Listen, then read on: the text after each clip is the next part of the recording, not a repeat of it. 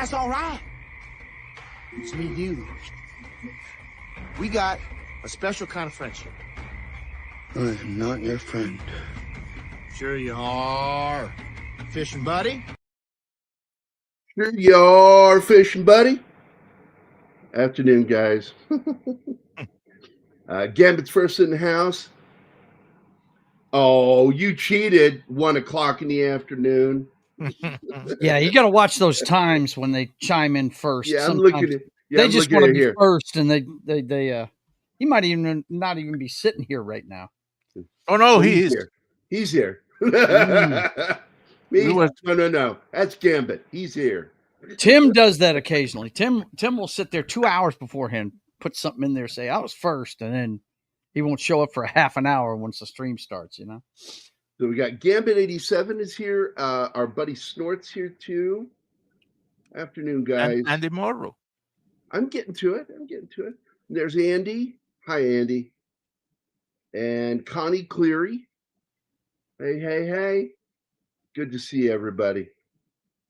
These, when I see those little pink waving hands, it just makes me think of that gummy, sticky rubber hand that was on a rubber string you could get out of the little dime store machines, put the dime in, and you get one of those little sticky hands. You sling it around, it sticks to everything. And then you try to stick it to somebody's face and then get your ass beat by your parents. Yeah, that was me. That was me. Way to go, bro. No, it's not a bad film. I got to be honest. I do enjoy the film, but they really kind of broke the way they'd been making the film, and they made this one specifically for just the kaiju battles.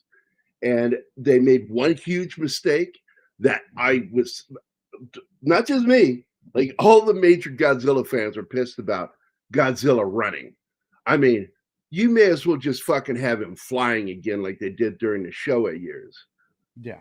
It was that fucking goofy having him run. Like Godzilla don't run. Godzilla's Michael Myers. He doesn't run. He Saunders over. That's it. He John Wayne's over. Yeah. Michael Myers doesn't run. Jason doesn't run. No. You know, you can run from them all you want. Then you turn and there they are because they've just been walking behind you. Godzilla. Now Kong's been known to run on all fours. And heroes, heroes run. Kong's been known to run on all fours. You know. Now to charge something. You know. Now we now need to teach these two to run the Cruise, Tom Cruise style. Oh man. Knee high. Right next to the head. Nobody runs better than Tom Cruise. Come on. You got to admit. I'll tell you the worst runner I've ever seen. He has a very feminine run, and that's Steven Seagal. That is one of the weirdest runs. Well, his run, like one arm works like a normal arm, and then this one right arm flails out to the side like it's crazy. Weird, man. Like it's broken or something. It does look like it's broken. Like what is wrong with his arm? Why does he run like that? Dude, there's another actor that runs like that. That we said the same thing in one of our reviews. There's another guy that runs just like him. Lee Marvin? No. I mean, not Lee Marvin. Let's go. Yes, like Seagal. I'm trying to remember who that was. But Tom Cruise has the best run in movie history. That's why they keep having him do it. I think that's why he gets hired half the time. That dude looks like he's digging in. It's in his contract. He wants to do it. Yeah. I mean, that's the trademark of the Mission Impossible movies, isn't it? Him running from point A to point B.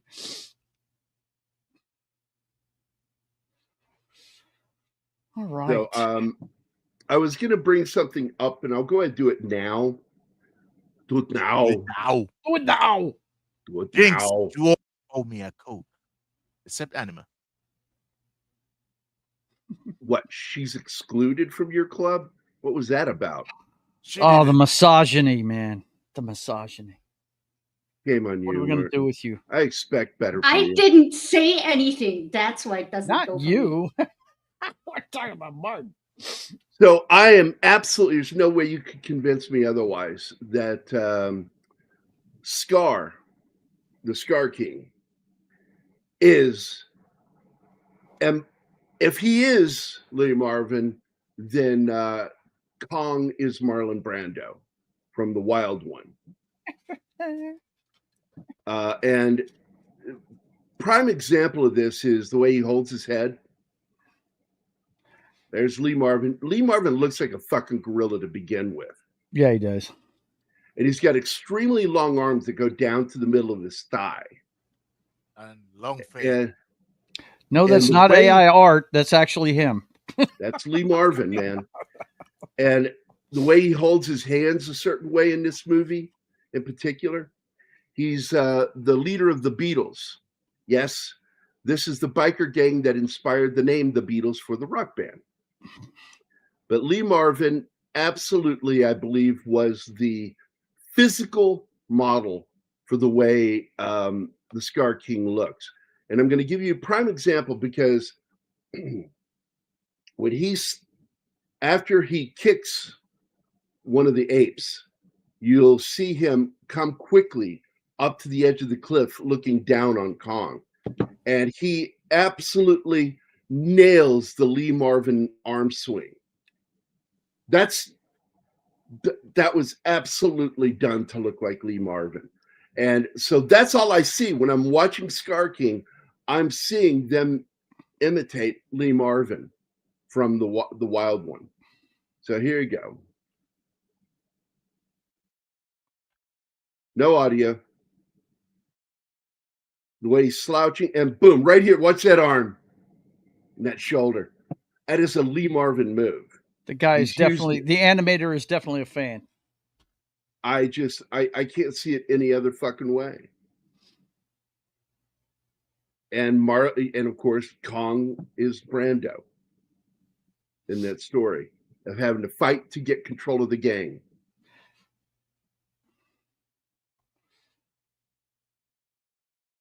Oh, dude. That's like one of his earliest roles, but he looks so fucking rough in this movie. Yeah, he does. And he was young, man, in this movie. Younger than shit. He was still fresh out of the Marine Corps. Tough summer. So I just absolutely know for a fact. I can't prove it yet. I'm going to find proof that Lee Marvin was the physical model for the Scar King, that giant chimpanzee / orangutan, because he's got the face and body of a chimpanzee and the coat of a fucking orangutan. So there you go.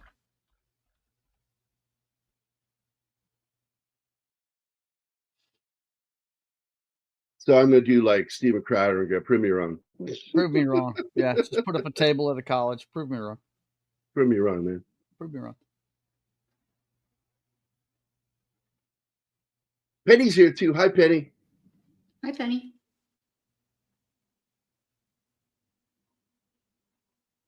So this movie, they began shifting to using the odd LGBTQ fucking, and I don't say it correctly. Yeah, I say it that way. I'm funny to be funny because I don't like that fucking. I just say alphabet.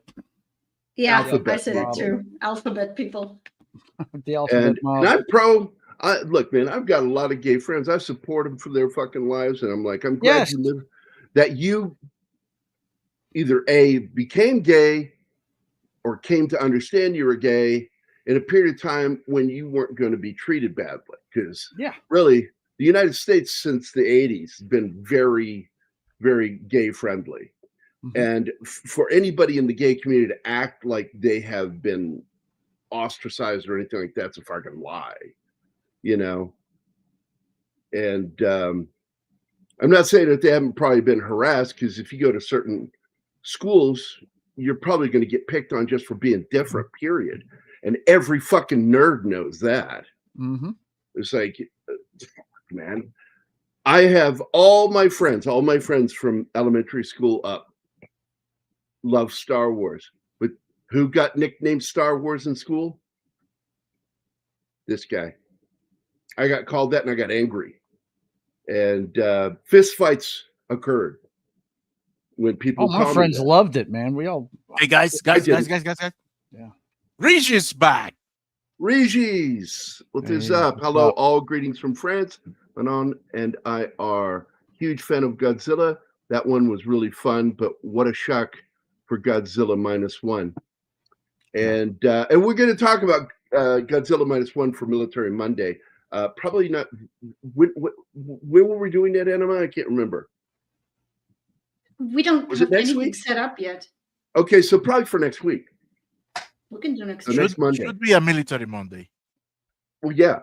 I wanted last time we did it, it was Tom and Gary. Kong. I wanted to have Godzilla 2014 as a Military Monday show, but I wanted to start this Godzilla franchise. So we already had a movie set for that Monday. So I'm like, I guess it'll be Wednesday. But Godzilla 2014 should have been a Military Monday show because it absolutely shows the Marine Corps, Navy, and the Army. And the Air Force, too. The Air Force is in there, too. Flying around, buzzing. So glad you're here, Regis. Good to see you, man. Good to have you back. Yeah. And please say hi to Emmanuel for me, please. So if you weren't here, Regis, I will go through this again. That Scar King in this movie, and you prove me wrong. That's the way I look at it. Don't beg me to prove it because I'm absolutely positive on this. Well, you have the burden of proof. Based on not really. The visual proof is there. Nobody moves like that. Lee Marvin is the only person I've ever seen move like that. So I make the statement and you guys prove me wrong. And I'm supposed to share a video, right? Video file. And go to videos and boom, there we go. So here you go, Regis. So what I was saying is that the character of Scar is absolutely Lee Marvin from the movie Wild One. The Wild One. I keep wanting to say Born Loser. Yeah. I could tell you struggle with it because you couldn't remember it the other day either. His posture, the way he holds his head, his extremely long apish arms, because Lee Marvin has really, and they only look long because his trunk is so short. All of his height is from his waist down. So his arms go all the way down to the middle of his thighs. Name of his character in that movie is Chino. Chino. And again, with the hand gesticulation, his constant moving around the way he does. And I believe that Kong is Brando in this film. And they're kind of doing an homage to the movie. Again, if I can say the name, Joe. The Wild One. The Wild One. From 1953, if you want to look it up. I am not a fan of this film because I can't stand Brando in it. Because I buy that Lee Marvin can fucking fight. I cannot buy that fucking Marlon Brando can fight. He looks like he's a member of a very elite club. You think he hangs out at the Blue Oyster, bro? It talks all stuff. And then don't touch that. That's mine. He took my trophy. He's like, oh, Jesus Christ. Yeah, boy, he's putting the fear of God into Lee Marvin's character. The Rob Halford in the biker gangs. What he's doing, man. Yeah. So what I want you to watch here, Regis, is watch the way Scar King moves in this, especially when he steps up to the edge of the cliff and his shoulder moves forward and then his arm wags forward. That is a Lee Marvin move. So here you go. slouching like Lee Marvin. I mean, the ape even looks like Lee Marvin right there. Look at that. Yeah. That swagger is a Lee Marvin fucking move. Trademark. And of course, Brando is Kong. I'm bigger than which you. Which is why he needed help, because like Brando probably couldn't fight with the ship. So I like -1. I like the film. It has that old feel to it. And of course, the best version of the film is the black and white version. The same thing with a lot of it yet. I got to watch it soon. But yeah, I haven't seen it yet. It's better to get their copy of the black and white film because they work the contrast to fix it to where it feels like you're watching a black and white film. I liked it. From what I understand, now I've never seen it, but from what I understand, if you pulled Godzilla completely out of the movie, you'd still have a great post-apocalyptic Japanese story. This is Kong movie with a cameo from Godzilla. Yeah, right. Yeah, and a lot of fans got pissed because they had Godzilla running in it, and I said at the time, "Fuck it, they may as well gone back to the Showa era and had him fly." Right. I don't care. Twice good, they had him do it. They had him do it lift off using his breath, going up in the air, and then they show him flying backwards. It's so fucking goofy. It really is. And having Godzilla run, he lumbers, he saunders. He doesn't fucking run like a track runner. That was just so fucking weird, out of character.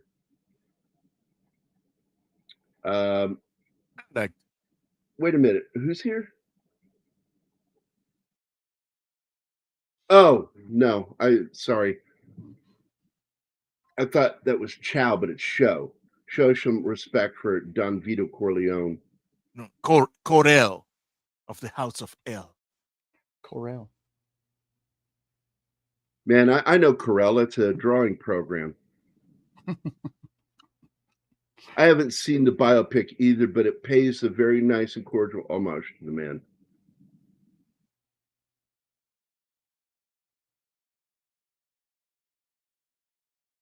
There's a really good documentary directed by John Borman about Lee Marvin. Is that what you're talking about? No, the biopic in which the guy who plays the Phantom, Billy Zane, plays. Oh, that movie. Yeah. He looks the part. He doesn't sound the part. He sounds really weird. Like when you hear him talk as Brando, it's really like not him. They should have done like they did with D'Onofrio when he was in the movie Ed Wood playing the part of Orson Welles. He looked the part, but he didn't sound right. So they went to the voice actor from Animaniacs that did the mouse that sounds like Orson Welles. And they had him come in and do the voice of Orson Welles in the movie, which upset D'Onofrio, but he's still proud that he got to be in the film. But he thought he did a good job. But yeah, he looks like Brando. Really nails it. Just, in fact, I thought it was Brando first. Like when I saw stills from him, I'm like, what's that from? And there's like, oh no, that's Billy Zane as Brando. Looks the part, doesn't sound it. Yeah, Pinky in the Brain. Thank you. Yeah. Oh, look at this. We're getting to go to a rave, baby. Yeah. Well, get that bass thumping. I wouldn't say a rave or disco. When you hear the music of the credits, they are trying to get the whole synthwave vibe. By the way, I liked what I had Kim Jong-un say. Pink and Purple are back, hands down the best rave kaiju film ever. That's jacked up, man. I like doing that on there because I come up with some funny shit to say. There's those Peter fucking Griffin, though. pterodon. I like Peter Griffin too, but mostly Peter Griffin's really good for saying things like it insists upon itself. Yeah, or Asian people all look the same to me when I'm drinking beer. Yeah, that was a good when one I'm too. drunk. Yeah. Oh, when I'm drunk.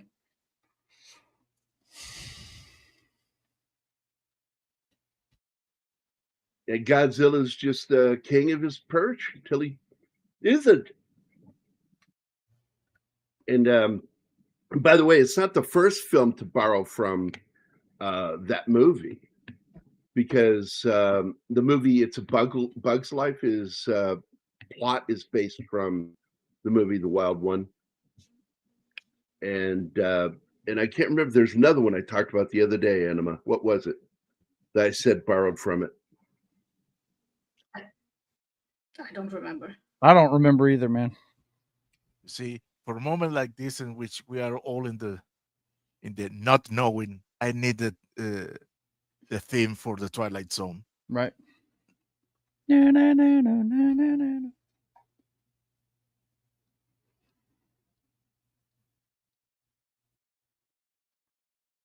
I'm gonna look it up real quick. See what I get. Go, man. Maybe that'll jog. Oh, Rebel Without a Cause, Jailhouse Rock, borrowed from it. Easy Rider borrows from it. Yeah, I could see that. And Bug's Life. Much needed coffee. Yes, coffee in the afternoon, folks. Man, I'm right there with you. That's what happens when people over 60 do stupid things like take naps before streams. You don't need to be over 60. I'm on my 50s and I have the same thing. Dude, I'm in my 40s, like early 40s. Same shit. Yeah. Well, I'll put it this way. At least we can get high without buying drugs. We just have to take a nap and wake up, and you spend the rest of the day. Oh, you're in a different reality, aren't you? Shit. I tell people all the time, if I'm having a rough day, I'll go take a nap and wake up on the right side of my bed. Right. Because like too often, like rough days, best thing to do, take a nap and end that fucking day. Yeah. My problem taking a nap is I spend the next 2 to 3 hours after the nap groggy, and then I cannot sleep. Yeah, same. Not me. I was going to say, I have no problem sleeping. I don't get you people that can't sleep. I lay down, I go to sleep. Man, I envy you. Yeah. Yeah, but I stay active when I'm awake, though. That's the thing. I'm not hardly ever not doing something. You know what I mean? So. Oh my God. This intro, I dislike it so much because the doctor, she starts saying, "Oh, we have only mapped 5% of the Hollow Earth. So 95% of that nobody has seen. But she's categorically sure that the Kong is the last of a species. Which yeah, you haven't seen the 95% of that shit. Right. Yeah, it's we were just introduced to it in the last movie. Hold on. I mean, you know. Yeah, but they found him on an island and he was the only one. That led them to think that he is the last one. And then they discover Hollow Earth and send him there. Yeah. Well, here you get to see one of Anima's favorite kaiju, the giant crab-like spider. Can I finish? I was trying to point something out. All is on screen. They are telling him through the little girl, your family might be down there. So they don't know. They think he's the last one when they find him on the island. But when Hollow Earth comes into the discussion, they don't know. That was awesome, by the way. Yeah, but the thing is, she is categorically. Oh my gosh. I can't control the fucking video, by the way, and I'm wanting to pause it so I can talk about what's happening on screen. Yeah, because we just blasted right through a really cool thing there. Just a whole bunch of stuff I wanted to talk about. I can't do anything. Oh my God. There you go. Well, I'm back. I can't go back. I have no controls of this video. Well, before we continue, I just went. I just went back. I just wanted to get to the fight with the giant crab and In what the city. Godzilla does, and not into the titles, where basically Godzilla just wakes up, kills, eats, and then goes back to sleep. He's a cat. He is a cat. And Yeah, it's difficult to control that thing. Yes, it is. Do you want me to run the slideshow so it looks less Minecraft? You mean all pixelated and shit? Yeah. The thing is, her connection is crappy but stable. Mine is fast but can crash. So... At any moment. Yeah, that'll be fine. Now, look, here's my beef. Okay, I like the Marvel idea that you do the get-together films every once in a while, and then you do the individual films. That we should have seen just Kong movies. We should have seen Godzilla, like a couple of those movies, and then they get together for their Godzilla Kong, get together to do some shit. But that's all they're doing now. Yeah, it's back-to-back movies like that. You're right. Yeah, it's like, come on, man. I didn't go see this in the theater because of that. I want to see Godzilla get together with Mothra. I don't mean that in a perverse way. But they're platonic. But it's hard for us to glean that from when you talk. She is my favorite kaiju. They are great kaiju. That's no problem. They need to bring other kaiju in to make Godzilla versus and make the versus films. I like those. But no, they got this formula now. And now it's become the MonsterVerse formulaic thing. And also not keeping interesting characters. You've got this is probably the worst cast they've had in one of these movies. She is so fucking not interesting as a character. This chick playing the mom. Don't get me wrong, she's kind of pretty. And the story is nice, but I prefer Millie Bobby Brown's story and what they were doing, and I prefer more about Monarch and what they're doing. And they just went, no, we're gonna, because they cut an hour out of the previous movie. And they killed part of the story, but we still got more of a human story than this. What? If I may, I think it is just a wild guess for my part. The problem with the actors is once they get some weight to their name, they look at this franchise like, oh, this is popcorn flick. I do not want. This is beneath me now. I know Skarsgård was in the movie before. I don't believe that. Yeah, Skarsgård was in the movie before. He already had a name when he started it. I don't know. I really would have liked to see him back, but I like the doctor that we're getting. He's funny. Wait. And the other thing is the problem. They created this problem the moment they cross Kong and Godzilla in the same universe, because you know that Godzilla, he detects any appearance of any kaiju. So you can do it's a disturbance in the force. Yeah, you can do a Kong movie, but in the moment in which another kaiju appears and there is no Godzilla around, people are gonna say, "Why the hell didn't Godzilla went there?" Yeah, you see, that's the problem. They caused the problem. Now they have to put it together all the time. Yeah, because by separating them, though, they allowed you to do separate movies. Because Kong lives in one world and Godzilla lives in the other.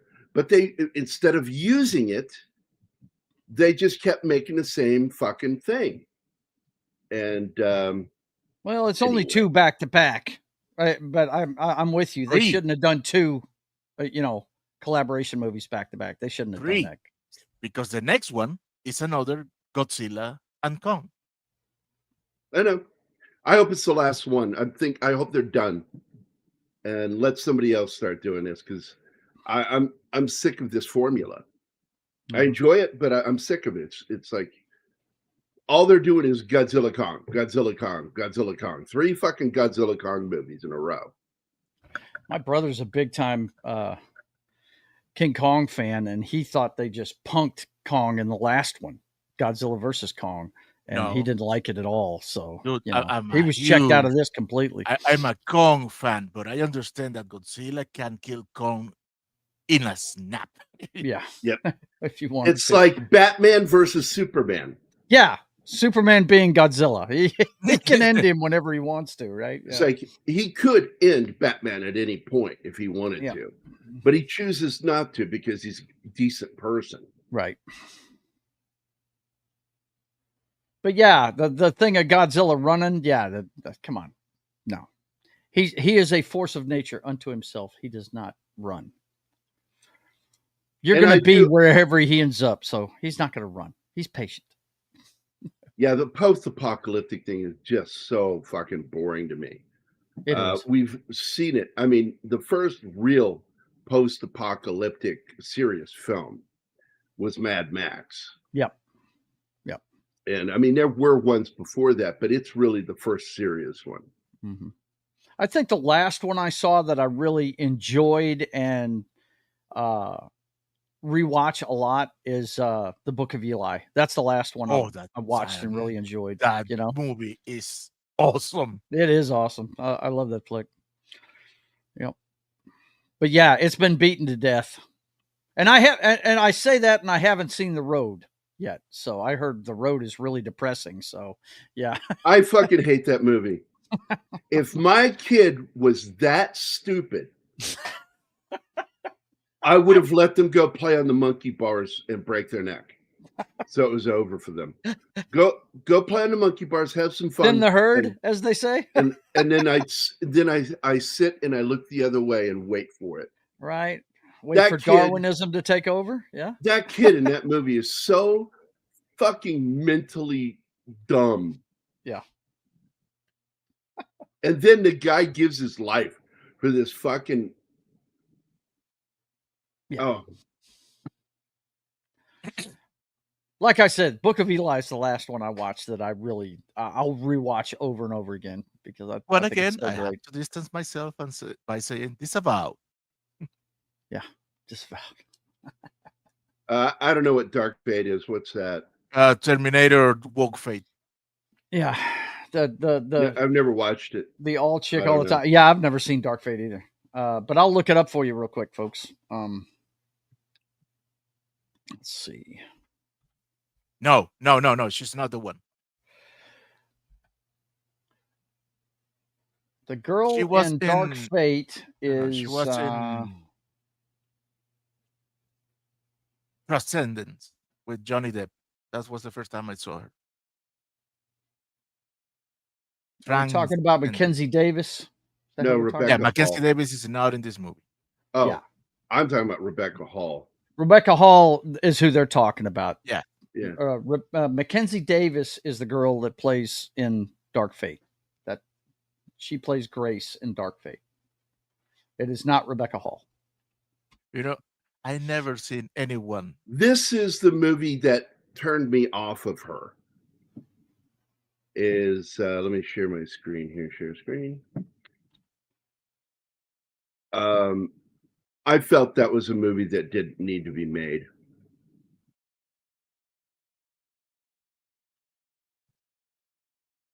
Christine. That poor woman, the real woman, was mentally ill. And she's the first person to self-delete live on television. Oh my God, no. Ugh. And they made a movie about this, and I'm like, so why? you're going to show her fucking anguish and everything she went through that led her to that fucking seminal moment? Mm-hmm. Why would you make a movie about that? Yeah, we've got documentaries out there about her life. Leave them to that. Right. And I was so turned off of her because of this movie that she wanted to play this part. And I'm like, It's an important part. No, it's a part of a movie that shouldn't have been done. So when I saw she was in this, I recognized that toothy grin she has because she kind of looks like Carol Burnett. This is the one forgiving, redeeming factor about this movie because they didn't bring back Skarsgård, which annoyed me. Yeah. Because he was the scientist that knew all about this, right? Yeah. So they brought in Dan Stevens to take his place. Mm-hmm. And I was like, oh, okay. Well, that's okay. He's a good character. I like Dan Stevens. He's a bit of a fucking hippie, which annoys me. I fucking hate hippies, man. Since I was a kid. I didn't like it. I didn't like him when I was a kid for other reasons, because they always stank. They always smelled bad. And because one, they didn't bathe and they were constantly smoking weed. I was fixing to say, if you're constantly smoking weed, you don't even know what you smell like anyway. Cigarettes, weed, and body odor. Yeah. It's just like, people go, they smell like patchouli. I'm like, you've never been around a fucking hippie. And Zoe, like when she's little, I want to be a hippie about. I said, you're in love with an image. That's not what a hippie is. No, not at all. New hippies. You have aunts and uncles that were hippies. You want to know what a hippie looks like? Go watch Once Upon a Time in Hollywood and check out those people at the ranch. Yeah. That's a hippie. That was, by the way, he's the one who single-handedly killed the hippie movement. Yeah, no doubt. Charles Manson, because he showed not only the hippie movement, dangerous they were.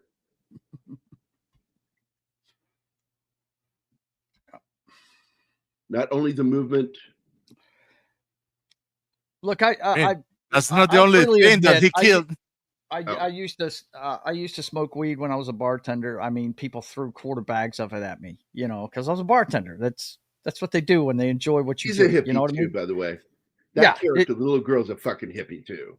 Yeah. And I liked her in the first movie. I don't like her in this movie. But I'm glad I don't do it anymore, because the one thing I don't need in my life right now is lack of ambition. Because I'm trying to do my first comic book. I'm trying to make it here on YouTube and all that good stuff. And that stuff kills ambition. That is the first thing it does. You don't want to do anything but eat and play video games and not move. So.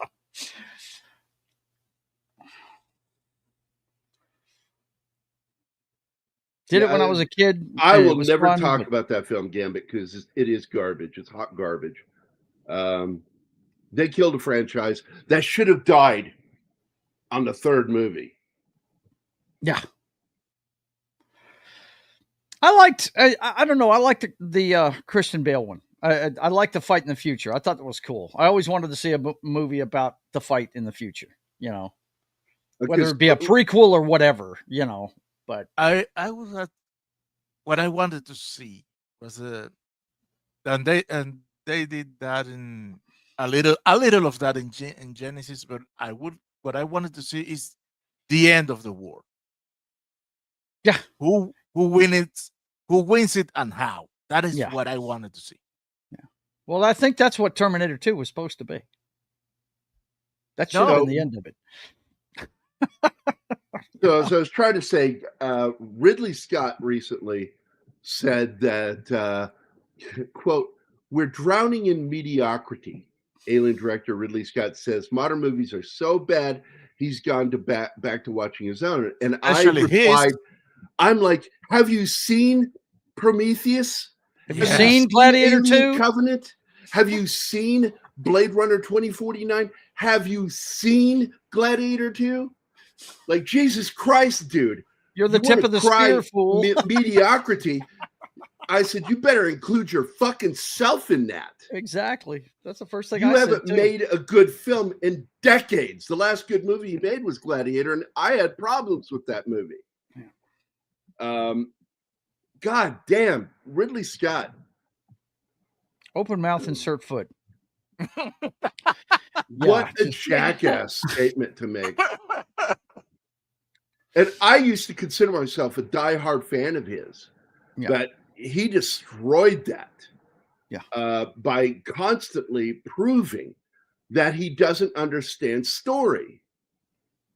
And the more that he involves himself in the script writing of a film, the worse the story is. Because I'm going to tell you this, and I have proof of this. I post it. He doesn't understand irony.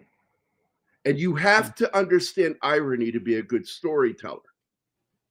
And proof of that is Black Hawk Down. I love that movie. But the most ironic thing about that movie is the fact that the subtitle for that film is Leave No Man Behind. And what does he do at the end of the movie? Yeah, but I think there's another element of irony even greater than that. And it is that the only ironic element of the movie is by accident. So By that is accident. more Exactly. ironic. Which is the same thing with the song Ironic, because there's nothing in that song ironic. If you understand what irony means, and they're specifically talking about dramatic irony, which is something that's used in jokes. If you tell a really good joke, you have the setup. It's done in 3 acts. You have the setup, the arc, and the punchline. Now, the punchline, the turn, just like in a magic trick, is where, because in magic, it's I forget what the first one is, the pledge and all that. It's still based off of the same 3-act play. Okay. And jokes are the best example of how stories are supposed to be written, because you set the joke up, and right when you get to the punchline, what you are expecting, you deliver the opposite. And you can't screw with that, because if you tell a joke out of order, it's not funny anymore. If you tell a story out of order, it's fucked up. And so Ridley Scott is terrible. He doesn't understand that. Spielberg's not much better. Spielberg, I don't think, understands irony. What he's lucky is when he works with great writers who are great with irony.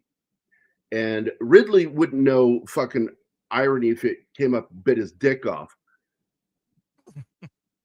Now, I post it here because I think they wasted a potential good character in the pilot. But you see him, he's fat. He has they destroy him. This is an anti-military film. Whereas most of the Godzilla films, I'll let you finish, but I want to point out something you're saying. This is important. That this film is the opposite of the previous Godzilla films, where they made soldiers and military personnel look good. This one makes them look bad. So go ahead. Yeah, because you see him chubby, and you see him with a bad attitude, but he could have been keep the actor, keep his shitty attitude, but he should have been proven mid-movie that he's an incredible badass, and somebody says, and that is why we tolerate him. Yeah, that would have been funny. That would have been a good use of irony. But so anyway, I do like Black dude kind of does that though, because he's so dislikable at the beginning. First of all, you are like 15, 16 minutes into the movie, have only heard females speak. When you finally get to him and you hear a male character talk. We did. She and I sat there and watched the clock to see how you only have females talking for 15 fucking minutes of the film. And then you get a male character and he's a pussy. Yeah. In the background or a pussy. Yeah, it's just fucking ridiculous. He's so annoying though, and constantly whining about the shit he's been through, and all he cares for is his fucking podcast. But he redeems himself. He gets sort of likable. Why is that important that I point out the 15 minutes? Because it begins to feel unnatural. Yep. When you don't see any other gender interacting. That women around the world feeling is just so weird. And it gets really off-putting. Like, what the fuck is going on? Why are they doing that? By the way, they frost the glasses like that so you don't see the camera crew. If you didn't know that, his sunglasses are non-reflective. It's because they're frosted, so they don't reflect the camera crew. It's something that they would have to digitally go in and fix later, if they did. I also hated how all of a sudden we're Blade Runner. It started with the last film. And now all of a sudden, everybody owns a spaceship in this. Yeah, and everybody knows how to fly it because the pilot gets eaten by a tree and then the doctor just takes over and now he can fly the thing. I can fly this thing. I can fix an ape's tooth and I can fly a fucking rocket. Whatever. Well, I can buy the flying thing because when he appears in that flying rig to change Kong's tooth, it's his rig. He to be alone. So he should, and it's the same rig. So I don't have any problem with that. I don't think it is the same rig. Yeah, it's the same model. It's the same model. Now, when I had problem in the previous one, in which Skarsgård, out of the blue, he knows to fly the Heaves in less than 15 minutes, and he has never seen them. I had so many problems with Godzilla versus. Oh, I agree with him too, but his movies are included. He's a shitty director. He is one of the greatest cinematographers in the history of film. He will not be remembered as one of the greatest directors, no matter how much they wish in one hand and shit in the other. He hasn't made a good movie in a long time. Gary and is I'm absolutely correct about that. Even the original stuff he's done, Napoleon was okay. It was terrible. No, historically, I'm going to make a film about Napoleon. I'm only going to show 2 of his major fucking decisive battles. Yeah. I'm going to focus in instead on his penis and her vagina. Right. And make it all about that vagina. That's what I'm saying. He hasn't made a good movie in a long time. He really hasn't. Napoleon was a piece of shit. I like this brother's movie. Inaccurate. I like this brother's movie better than him. Tony's a director. Yeah. God rest his soul. Yeah. I have a friend that said that week when he died. Yeah. He said, God took the wrong Scott. Wow. And I was like, wow. And he goes, what, you disagree? I went, no, I don't. But I don't want to agree either. Right. I don't want to agree either. Yeah. It makes me feel that's really a double-edged sword right there. Yeah. Let's paraphrase the Falcon when he says he's out of line. She's got a point. Look, Tony's movies, they always had a look to them. And is it me or did they always have just a tad bit Ridley borrowed from him constantly. They always had a tad bit of an orange tint. It was like he shot everything through an orange filter. It always had that golden hour lit type of thing. Yeah. He specifically looked for certain times of day to shoot scenes because he liked the visual aspects of it. Mm-hmm. That's the cinematographer in him. Mm-hmm. And but simply put, the worst thing that Tony Scott helped create was in the movie G.I. Jane is the shaking camera during combat scenes. That was done in the movie G.I. Jane for the first time. And that was Tony Scott telling Ridley to do that. I thought that was... Don't do it in post. Do it with the camera. And it's so fucking annoying. I wanted to it is. punch. I wanted to He sabotaged his own brother. Who is it? Who directed? Did he do The Rock? Tony. Tony did that one? Yeah, as I recall, that's Tony, isn't it? Because the car chase, I love that movie, but the car chase scene, I have to fast forward through because it's all shot like that. I'm like, damn. Well, that's Tony. Tony was the guy who added that to the lexicon of films. Mm-hmm. And he did another film that used a little bit of that, but not as bad, is the Denzel Washington, Chris Pine movie, Unstoppable. I fucking love that movie. Yeah. Nobody remembers that fucking movie. It's the train movie. Never seen it. It's on the train. I know what it's about. I've just never seen it. That is a great fucking movie, dude. I love Tony Scott, and I don't think there was a film he did that I couldn't say something nice about. Right. Yeah. Whereas might not have been the greatest movies, but yeah. There are some Ridley Scott films that if I started talking about it, I'm going to sound like I fucking hate the guy when I don't. No. Like my top 5 movies of all time. One of them's his. Yeah. I mean, come on. No. The top 5 films are Blade Runner, John Carpenter, The Thing, John Carpenter, Escape from New York. Ridley Scott's The Duelists. And number 5 is John Carpenter's Big Trouble in Little China. Yeah. So my top 5 favorite films of all time are Ridley Scott and John Carpenter. Mm-hmm. You know, so, but Carpenter is one of my favorite modern directors, and he got fucked over badly. I like the shadow. I'm a big Carpenter fan. This is great. He gets all apprehensive when you see this giant shadow, and then as he gets closer to the smoke, the shadow gets smaller and smaller, and it's a little tiny fucking orange fucking ape. Which is the opposite in which shadows work, but okay. Yeah.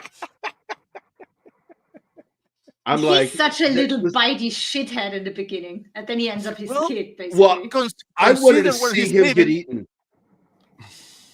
He should have been eaten. He should have been eaten for some of the shit he did. Kong should just grab him. He killed human beings for less. Yeah. Yeah. The little shit, he tried to kill Kong. He lured him to the lake. Waiting for the snake thing. Maybe he just gives his own kind a second chance, man. Maybe that's what it is. Maybe that's what it is. Oh my God, I remember I saw this in theater, and when he does this and uses the kid like a nunchaku, me and my daughter started laughing like crazy. Oh that was so funny. Yeah, and they should have done this scene choreographed too. Everybody was kung fu fighting. They were as fast as lightning. Fuck yeah. Talking music, the songs that they listen to when they are in that wait a minute. rocket spaceship, whatever. What's talking music? Is that like spoken word? What is talking music? No, we're talking about music. Jesus Christ. Oh, talking about. Okay. I'm a jerk. You know it. Yes. Yeah, I'm not in the mood for that today. I'm not going to fight you on that. Bong Joon-ho prefers the 1996 sequel from the 81 film. I hate Bong Joon-ho. Who the fuck is that? He's a Korean director. I think he's the director of The Host. Best director out of Korea, if you ask me. I only watch his work is the only Korean work that I watch. Oh, he made Snowpiercer. Oh, well, nobody's perfect. Yeah, and he made Parasite. And by itself, it's not a bad film. Yeah, it's not about film. Best picture? Fuck off. Yeah, it should. I would have been okay if it just won best foreign picture, not best picture. Let me go through this. I'm going to look at some of his stuff here. Mickey 17, stupid movie. Snowpiercer, TV series, terrible series based on a terrible movie. Parasite, a mundane, boring film, not really award worthy. Okja, which is not bad, but I'm like, meh. It was okay. Mother, I've never even seen it. Didn't want to. The Host, I liked. His movie Antarctic Journal, which he didn't direct. He only wrote that one. Or maybe he directed it. Did he direct it too? Which one? Antarctic. I need to go back and look. Hold on. Let me go to his page. Give me a second. Give me a second. I'm clicking the films. Okay. No, he didn't direct it. Okay. So all he's directed is Sea Fog, which I don't care.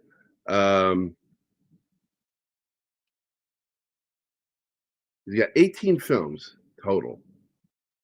Mother, Tokyo, Influenza, Digital Shorts, Sink and Rise, Lonely Street, Memories. A bunch of films I haven't seen here, which is crap. I didn't see anything until The Host, which I love that movie. Although the ending is kind of weak, and the whole opening of make American soldiers the bad guys. It's like, fuck off. No American medical person would do what they just showed in that. Wouldn't happen. Because we got to fill out paperwork on everything we do in the military. so that wouldn't happen. So blame it on your fucking own Korean fucking doctors. He's anti-American, if you didn't know that. Snowpiercer, garbage, and illogical fucking filmmaking. The whole idea of the train itself is stupid. Okja, which I think was okay. Parasite is okay. Not best picture. And Mickey 17 was fucking stupid. Mickey 17 had so much potential, but they had to ruin it with conservative people are monsters. Oh, fuck that. Well, I just didn't think it was a very good film. I don't give a shit about his politics. He's anti-American, and he's all of Hollywood, including Hollywood out of Korea, are anti-conservative. So they can all go suck a dick and die, as far as I'm concerned. But I did not think Mickey 17 was worth the money that they spent on that thing. It was a huge budget. Have you considered going to? I'm glad it tanked. He earned that. But they'll still give him money because guess what? He's got the right politics. Hey, Read by Nature's here. What's up, buddy? I like how they tricked us into go and see that movie, because all that shit was strategically out of the trailers. So you got hype, go to a movie, so they can crap all over you. Yep. By the way, let's go over some Tony Scott films. I fucking love this guy. I love Tony Scott's movie. And I'm going to start all the way back to when it really began. It was a little film called The Hunger. Never watched it. I never wanted to, but I know it's great because all my fucking friends won't shut up about it. Top Gun. Love that movie. Beverly Hills Cop 2. It was good. Not great. Revenge, I love that movie. That's the one with Anthony Quinn and Kevin Costner. Yeah. Yes, I love that fucking movie. Days of Thunder, I don't like that movie, but not because it isn't great, but because it didn't make racing interesting to me. And it should have made it racing interesting to me, and it didn't. I felt it failed for me. The Last Boy Scout, one of my favorite action films ever made. Last Boy Scout. True Romance is the best Quentin Tarantino film ever made, and he didn't direct it, and that's why. Crimson Tide, great fucking movie. Yeah. The Fan would have been so much better with anybody else as the Fan than Robert De Niro. That movie fell flat on its face because of the casting. I didn't think it was a bad film. I could not stand De Niro in that part. Is that the one with Jerry Lewis as the comedian? No.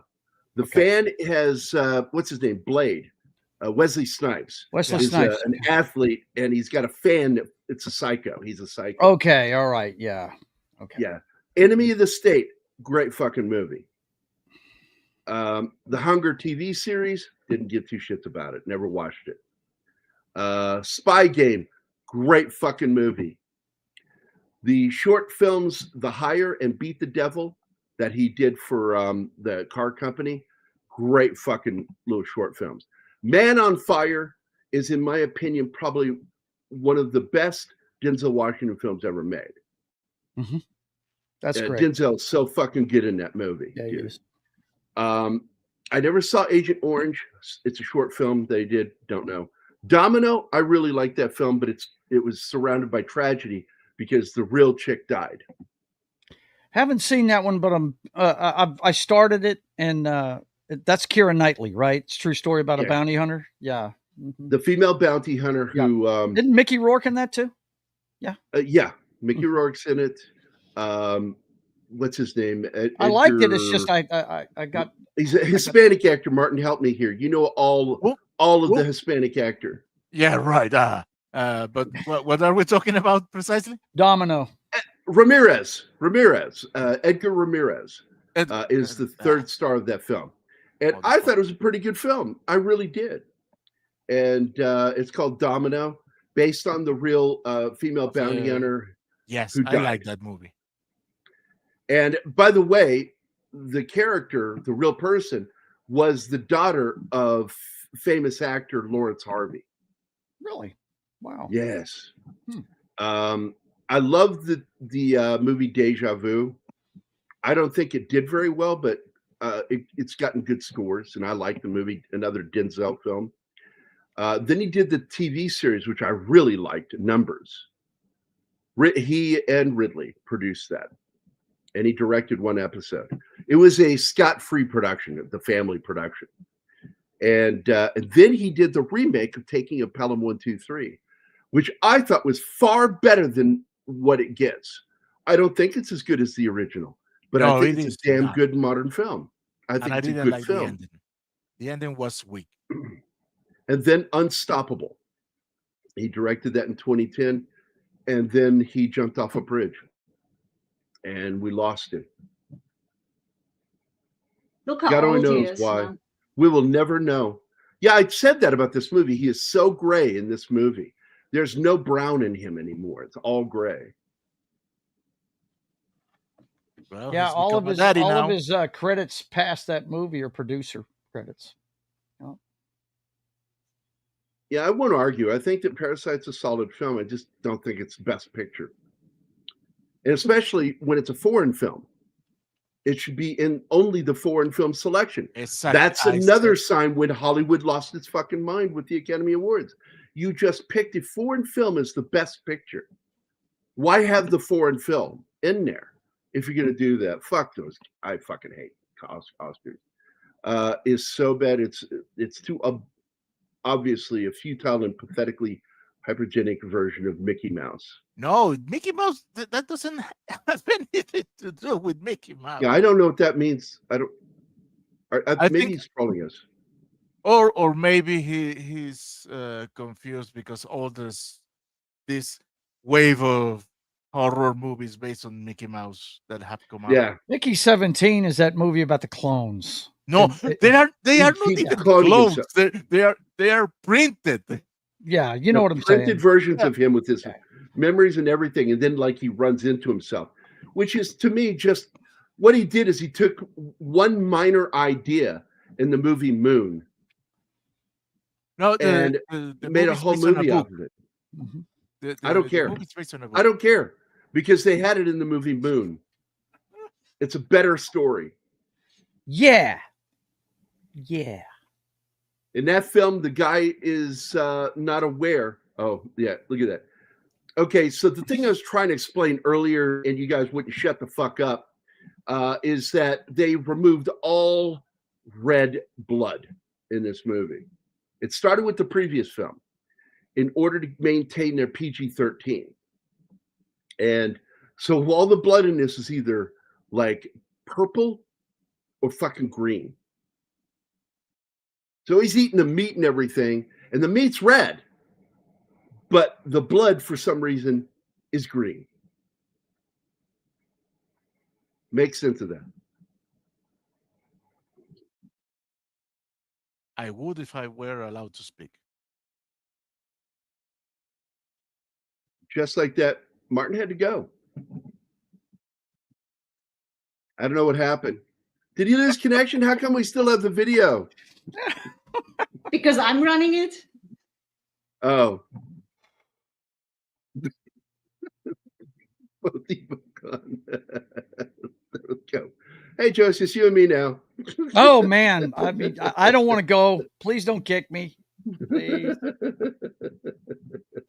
I'm just kidding. It's Mountain Dew meat. There you go. All right.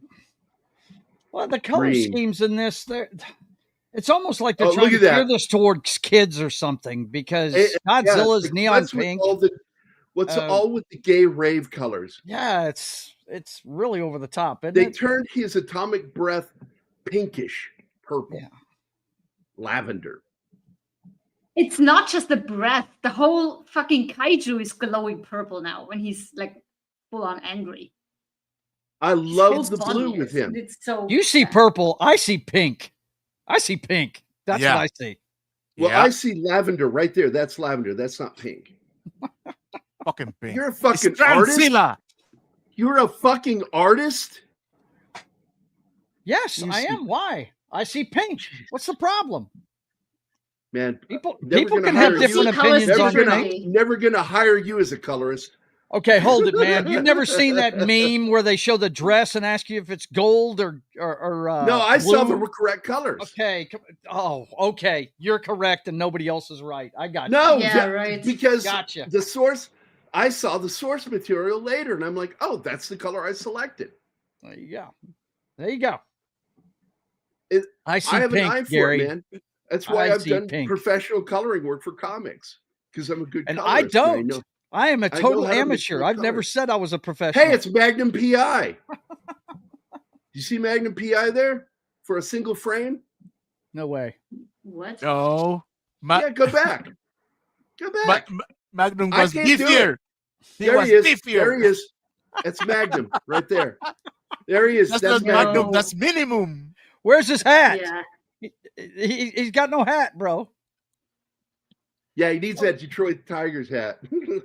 Yeah. Or the Da Nang hat.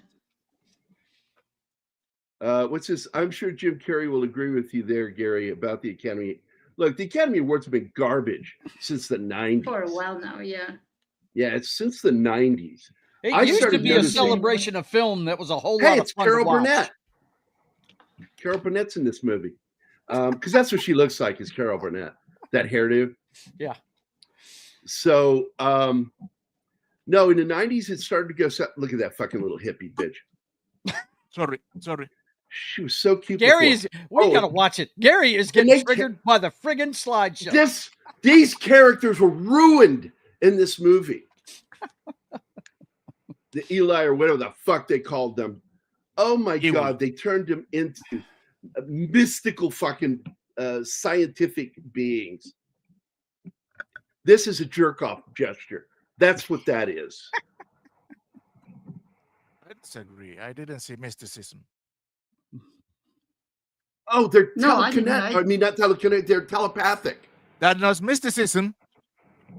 That's because they're deaf. I'm okay That's with not that. magic. That's science. It's Not magic. telepathy is.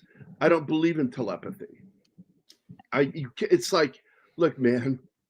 I believe in some of I believe in TK. I absolutely do. I believe in PK, but don't fucking start telling me about reading people's minds. You can read Dude, emotions. Kaiju aren't real, can't and read you're them. taking offense in them being telepathic. Kaiju are at That's least weird. based on dinosaurs. Yeah. That's how they got started. They were based on dinosaurs. Well, not to defend Gary here, but Anima.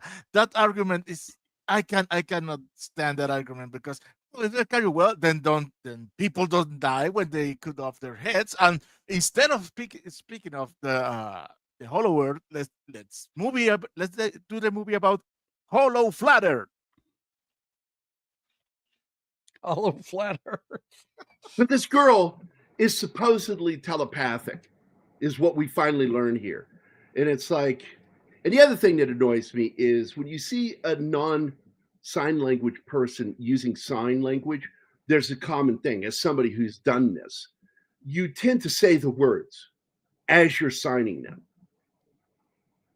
Look, it's Yeah. Bradley Cooper. That's a majority of fucking people.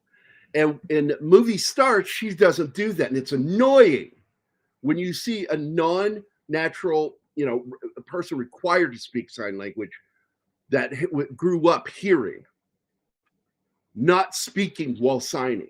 And then she does it in the second half of the movie, but not the first half. And it's really fucking weird. So many decisions made in this fucking movie drove me crazy. Still like the film. I still enjoy the film. But there's Because a the lot kaiju of fights are stupid, cool, man. Yeah. there's a lot of I will stupid, get goofy Mothra back. shit. That's my favorite part of this movie is bringing Mothra Yeah. back. She's my favorite kaiju. We needed They a James just- Bond ending, though, where we see Godzilla and Mothra like lying in a big circular bed smoking afterward. I like that Godzilla has made the Colosseum his bed. I find that awesome. He's like the love child of a T-Rex and a cat. I missed. What did Connie Cleary say, Joe? Oh, she was agreeing with me that it was pink. Me too. Well, Yeah. But none of you guys have worked professionally as That's right. colorists. I don't care. What can I say? It's what my I'm eyes just telling catch. you, there are gradient levels of things that have pink in them. And you've got pink in here when it's lit. But when it's the solid color by itself, it is more lavender. And you also get hints of purple, too.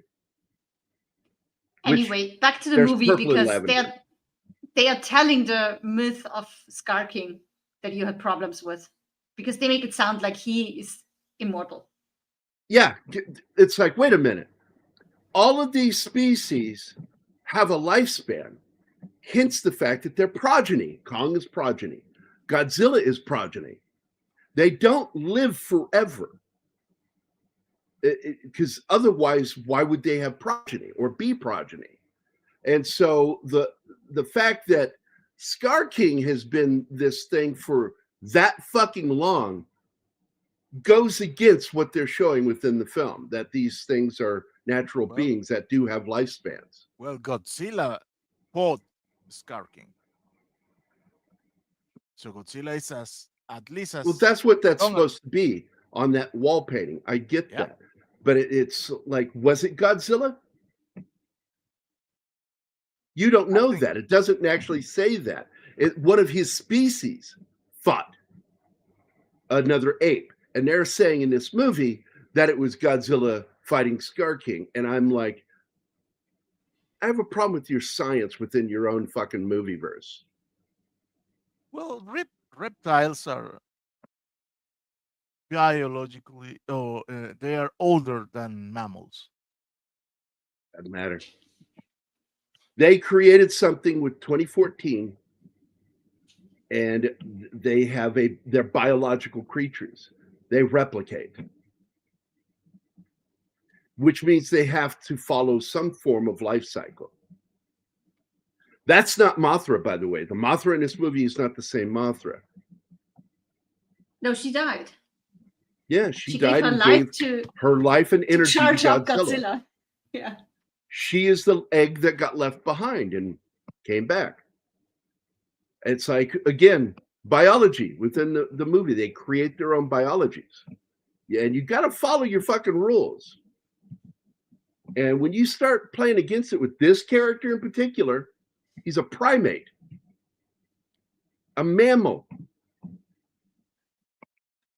Gonna have a fucking life cycle. He's not fucking magical.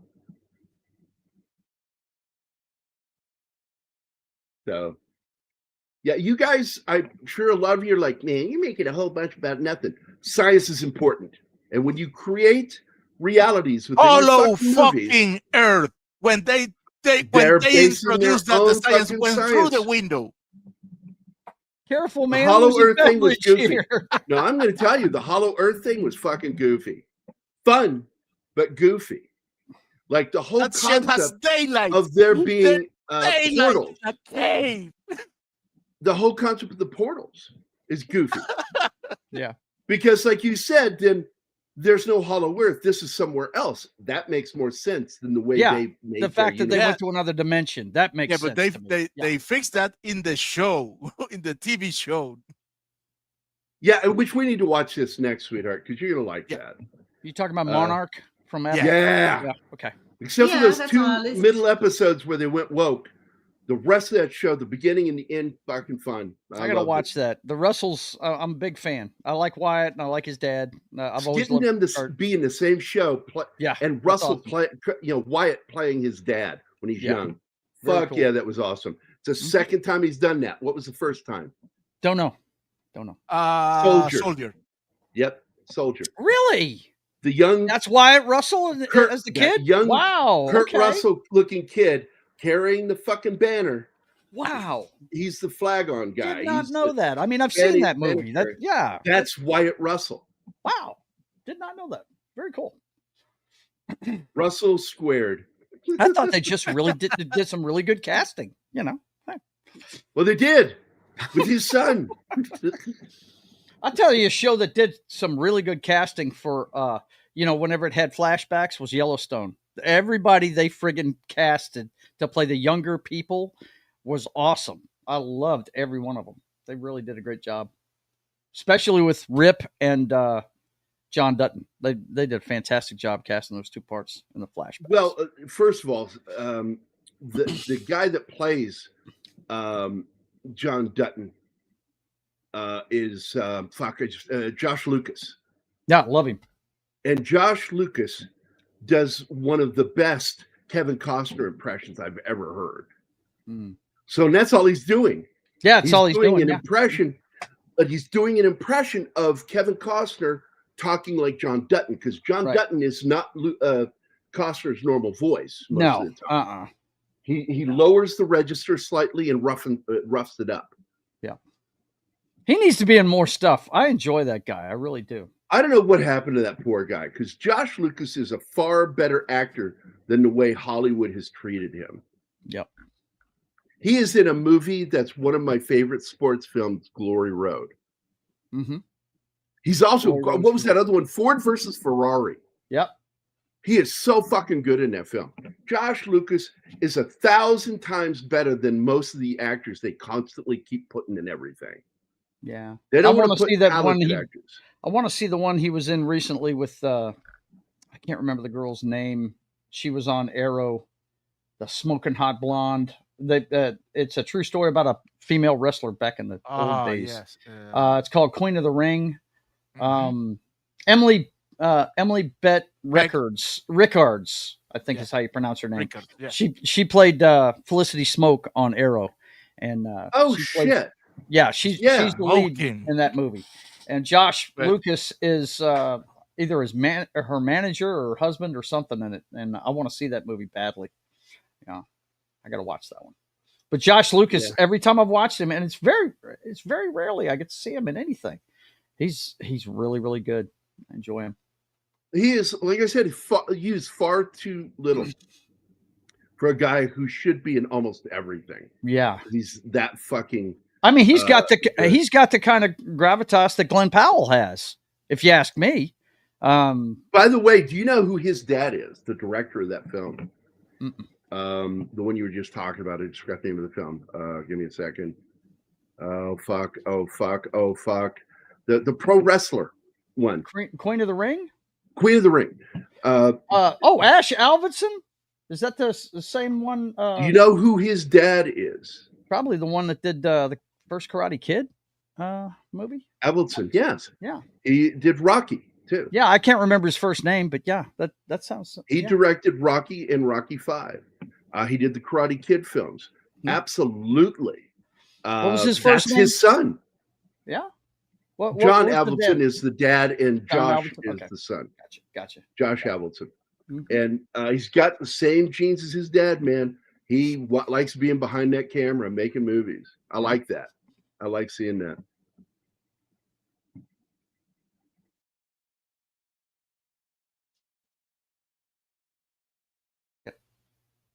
Say hi. Dip in there and say hi. Hello. Foxy just got here. I'll be right back. Foxy? They're all saying. Be right back. Let's cue the scene with DMXS.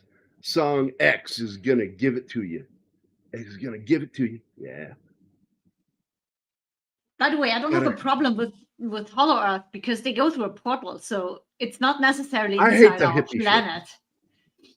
Oh, it could be elsewhere. I like that idea. I like the idea that it's Hollow Earth. But I hate this hippie shit. I fucking hate it.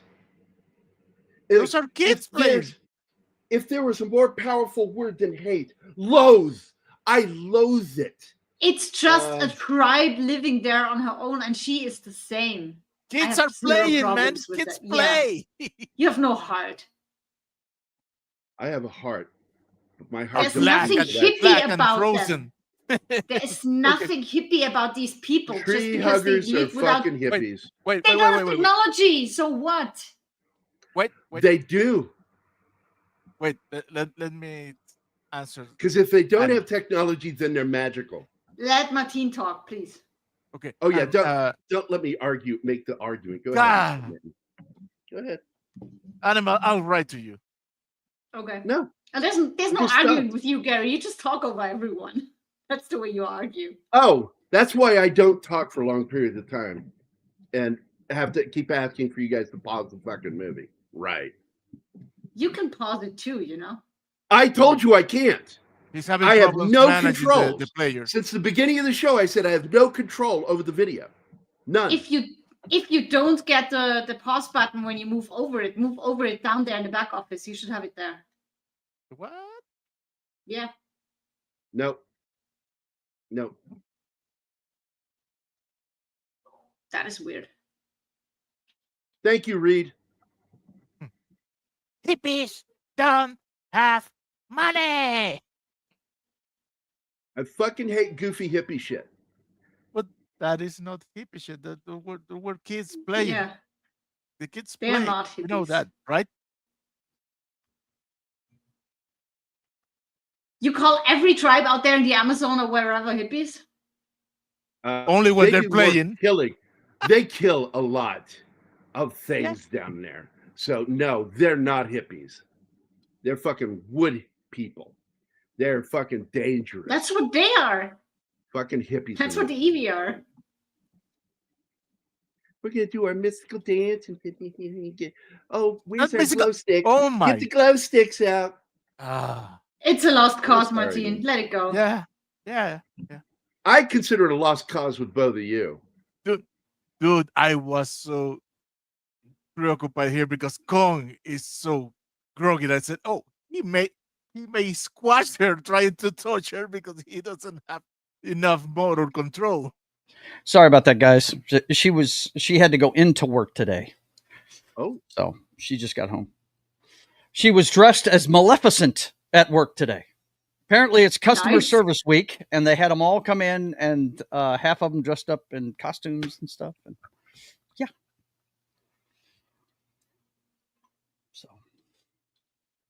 So, we've got a bunch of cosplay stuff in this closet to my left. That is actually one of my favorite in-movie jokes. That somehow Ace Ventura exists in this fucking universe as a character. Yes. I like this creature. It's like the opposite of Godzilla, because what you got to realize is this thing is pretty much the same size as Godzilla. And he's riding it like a fucking horse. Well, maybe that's what he fought in the Clone Wars on the wall. In the Clone Wars? Yes. Okay. There you go. Yeah, the stuff belongs to Transilla. Did you just say Transzilla? Yes. That's what I said. Go Transzilla. It's Bradley Cooper. Check it out. It's Bradley Cooper. I bet you money in the next movie Godzilla's gonna die, but he, she, they, them is gonna lay an egg. And the next movie is gonna be Kong being the stepfather of little Godzilla. Well, there's an and little Godzilla is going to glow in rainbow colors. Hold on. There is an argument to be made with the history of Godzilla in the Showa era, because we never show a female Godzilla, but he has a kid. Yeah, that he is taking care of. So that species may be like an earthworm. It's referred to as ambisexual, meaning that it can have the organ of the male and then transition to female when it's needed. I thought that was and then go back asexual. to I thought that was asexual. No, ambisexual. Okay. Okay. I'm an actual science student. Biology. I'm using correct words. Yes. Yeah, but this is the thing. Ambisexual cannot fertilize themselves. Hermaphrodites can fertilize themselves. Well, no. So what they end up doing is they become, they'll revert to the opposite sex and then mate with another worm, or have their eggs fertilized by the other worm. And that is how that works. But that's not how it might work for some. I remember that line by Ian Malcolm, nature finds a way. Yes. Nature always finds a way. Yes. Which is not true, because otherwise some species wouldn't still be on the extinct list. Right. Because nature doesn't always find a way. But well, the thing is, they put in chemicals in the water, just making Godzilla gay. Like fluoride. Yeah. Okay, Alex. Why is it when I start watching the TV show Glee, I get a boner? Whoa! It's all that fucking fluoride. I may have news for you. I guess the kids playing. Oh my God. Hello, Tetrarchy. I guess you came in at the right time, man. Connie seems to be enjoying what we're doing. They enjoy when we bicker with each other. You kidding me? That's a fucking show. That is the stuff. Boy. That's what I signed up for? Oh, shit. Wait. This is actually one of my favorite moments when he goes and figures out we left it. It's back at that place that got destroyed by fucking Scar. We can repair Kong. We can make him better, stronger, faster. Da, da, da, da, da, da, da, da. The $6 trillion Kong. Yeah, because they decided to stop the project or hand it over to the military or whatever. And luckily, they had already transferred the thing down to Hollow Earth. What a happy coincidence.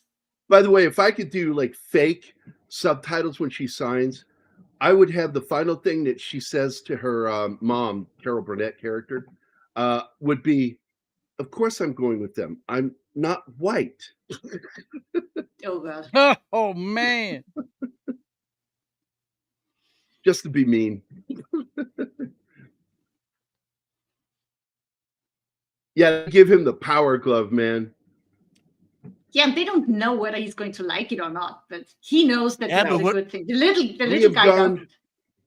We have gone through some huge managerial changes at Warner Brothers, and I just have this modicum of hope, this minute amount, or as Get Smart would say, by this much, I have hope that they fix what they did here in this hopefully last fucking Godzilla Kong film.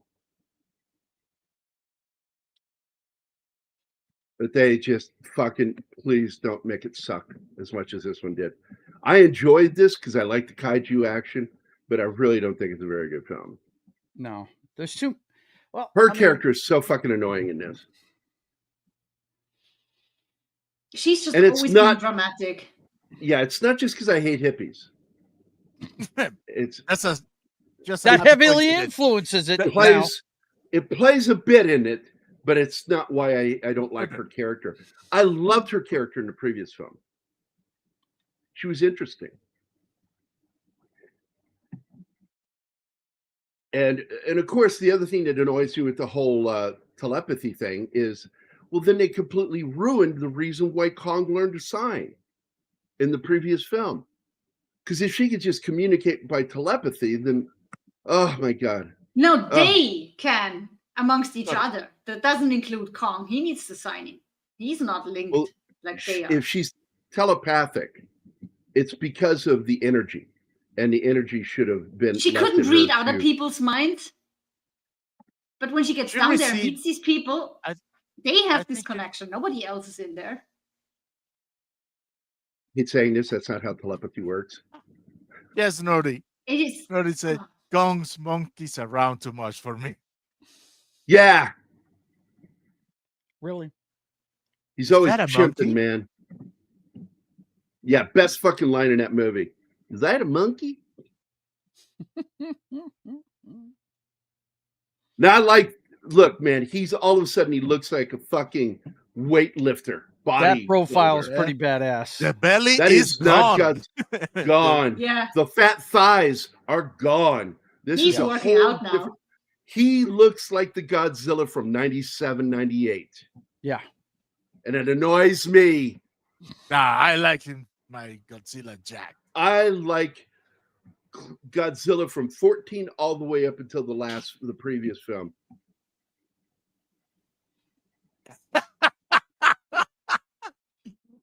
No. That coming. Not that coming.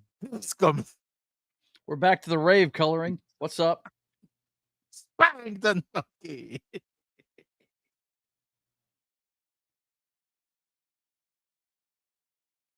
Oh, and it's gonna be what? Kong Lightyear. Now, what would be funny is if they do the whole identity politics with Kong. He would say that he identifies as donkey, and he likes barrels. He loves the fuck out of barrels. Hey, Sax in the house. Hey. How are things in Croatia? I envy you, man. I wish I could go back. Allow me. Mom. He was running from something, sir. And then he crashed into a DUI checkpoint, committed 10 felonies, and not to mention FUing a room full of cops. You FU me all the time. Fuck you, Kyle! Well, fuck you, Kyle!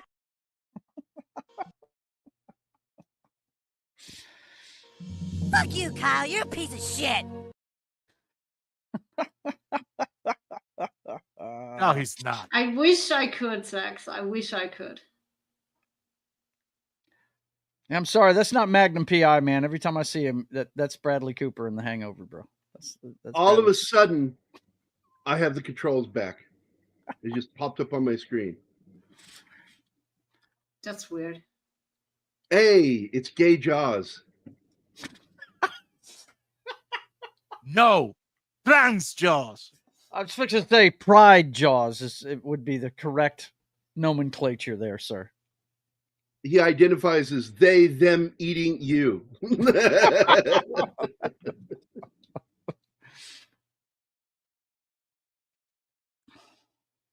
They don't have souls. They're hippies. Oh, my God. I keep saying this. Thank you, Tetrarch. Thank you.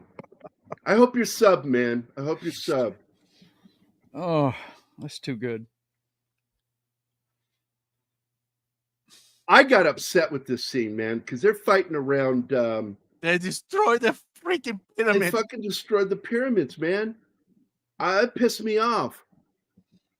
I'm like, even though I know this isn't real, that's annoying to have that in a film. It's one thing if you tear down a building, but the fucking pyramids? Because they kill like 10% of Rio's population in this movie. Oh, yeah. And I mean, every time he gets in and out of bed, he breaks off a piece of the Colosseum. They have no respect for historical landmarks in this movie. And, let me, hold on, I get this guy's name because I don't want to say it wrong. Yeah, Zahi Hawass. After he destroys the pyramid, they should have, Hawass standing there. He's the famous Egyptologist. Egyptologist. Yeah. That absolutely will not let people do anything, any testing for anything. Yeah. They should have him standing over the ruins going, oh, I guess it really was a giant battery. Right? That would be good. Yes. Yeah. Oh, I guess they were all right. It really was a giant battery because you can see the guts of the pyramid. If the guy had a sense of humor, he would do it. That if you do that, he would die. He would die of rage. Zahi Hawass is just one of the single worst archaeologists I've ever seen. He is the, how do I put this? He is the Neil deGrasse Tyson to Egyptology. He's that bad. He's terrible. And he has a stranglehold on it. So no serious researchers that really want to think outside the box are allowed to do any research there. They're always limited to what they're allowed to look at. They're not even allowed to touch shit. Fuck it. He's an asshole. Wait, Hawass was fired for a bit. Yeah. For selling artifacts. That doesn't surprise me. He's a piece of shit. He's a piece of shit. I learned a long time ago he was crooked as hell. So yeah, I'm not surprised to hear that.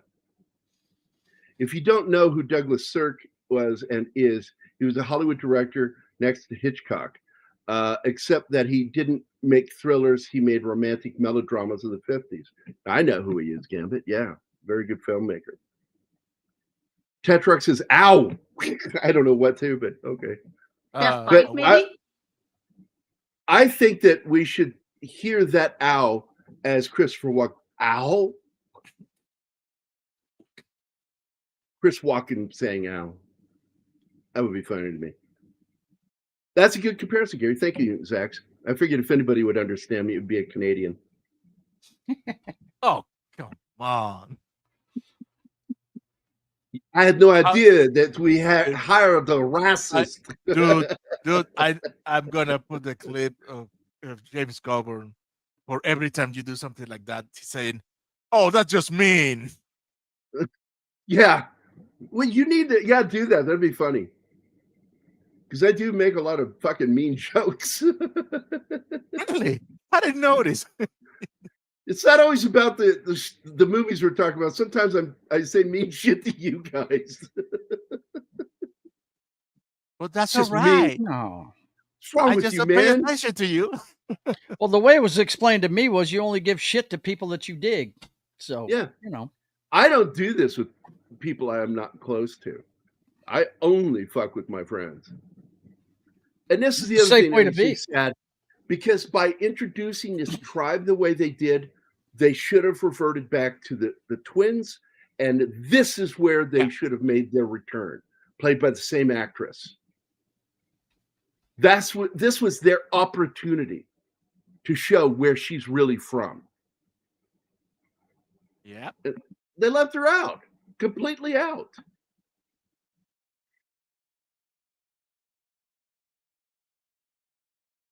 Yeah. What are you, a fucking owl? Who?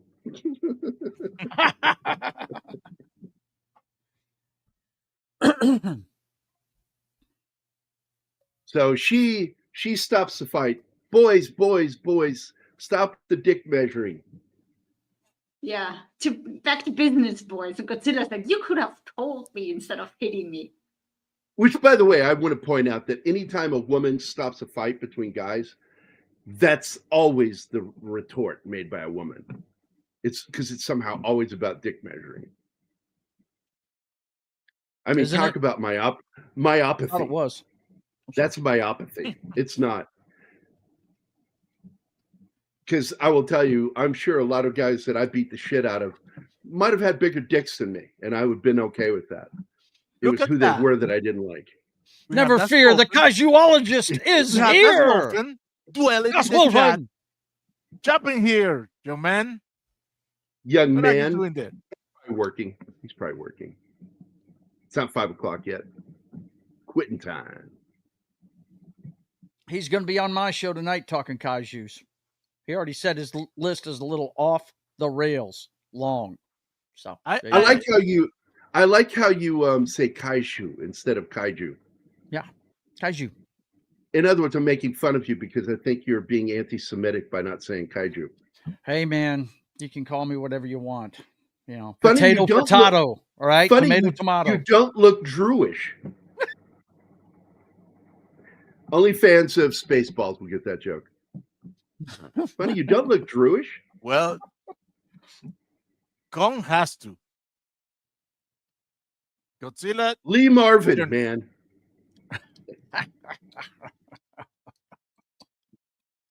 Not in this fucking franchise. No.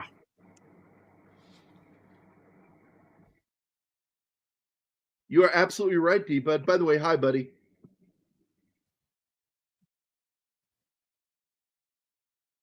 Yeah, I told you it's 5 o'clock yet. Mm-hmm.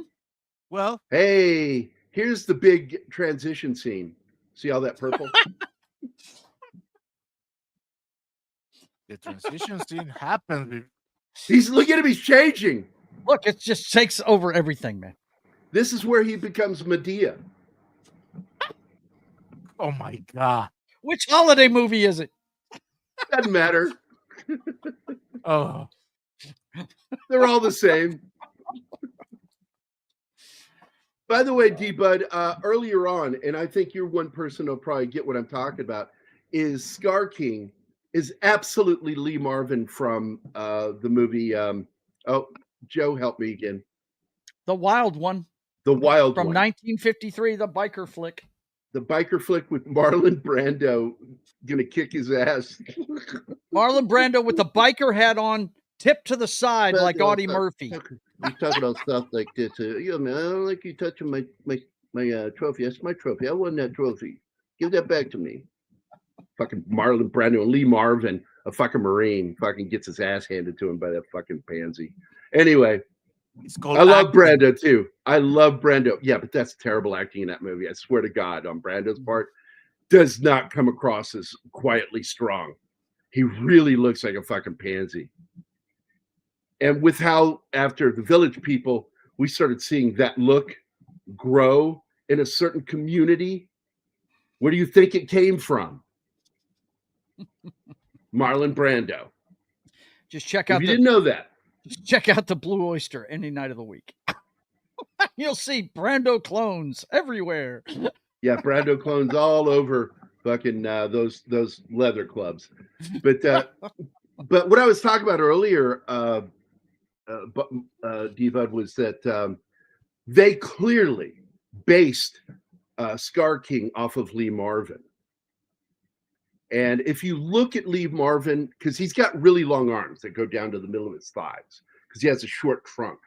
And so his arms look abnormally long. They're not. They just look that way because of the way he's built. And he's very apish looking.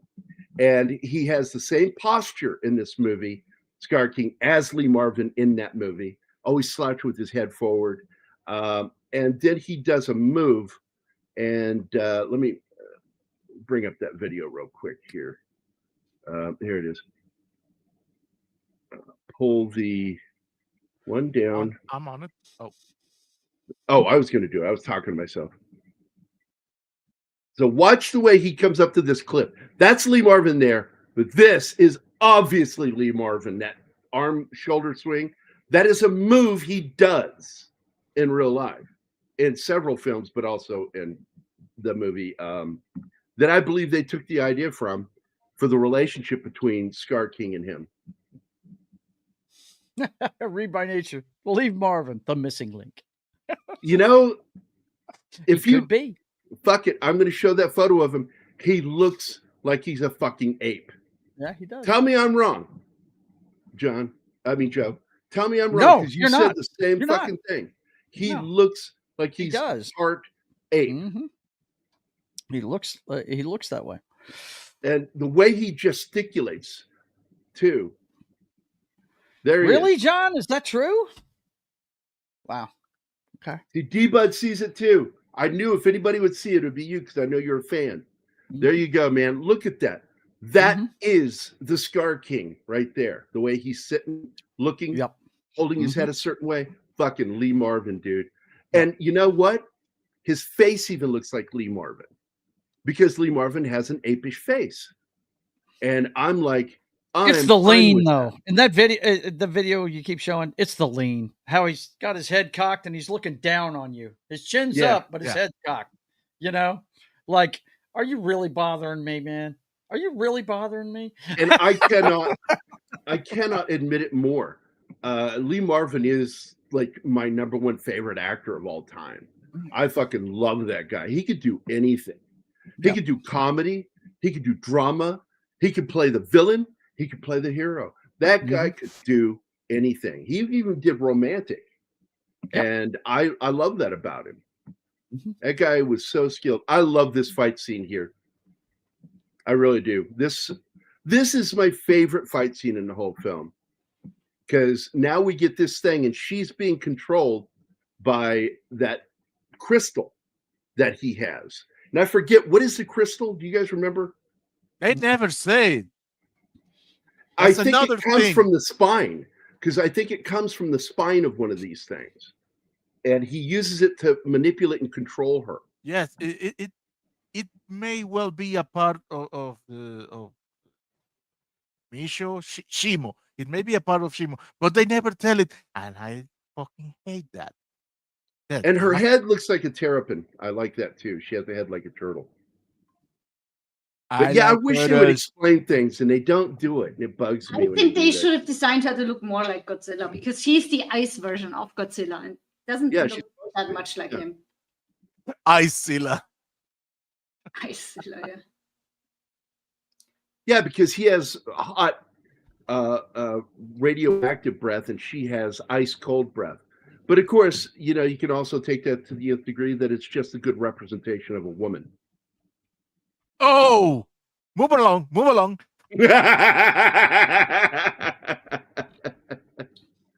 You know, if I was sitting next to you, I would slap the shit out of you right now. I tried to save you. I tried to save you, buddy. I earn it. I admit it. I love it. I love when she smacks the shit out of me. I think it's funny. Because it doesn't hurt me at all. It's not like she's abusing me. Yeah, wait till I have my teddy bear with me. Aim to the balls, Anima. Yeah. Oh, yeah. That the way he did his arms there. Exactly, Snort. I know the scene you're talking about. Very apish in his movement. There's going to be aping? Oh, there's a lot of aping going on. Please stay away from right me. Here, right here. No, right here. This is a clear-cut scene where Kong is being aped by Scar.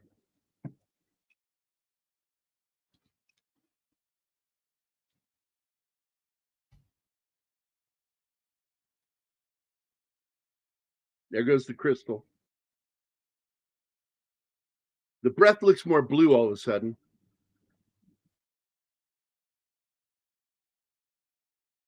There it is. That is Scar aping Kong. When you get the joke, I will move forward with the video. I don't want to acknowledge the right. I don't want to acknowledge this. You always got to make it weird, bro. This is the scene where Kong got aped. God damn it. We're in YouTube, man. Stop it. Hey, I'm not using a bad word. I'm just saying aped. I said it first. You can blame it on me. There's a lot of aping in this movie.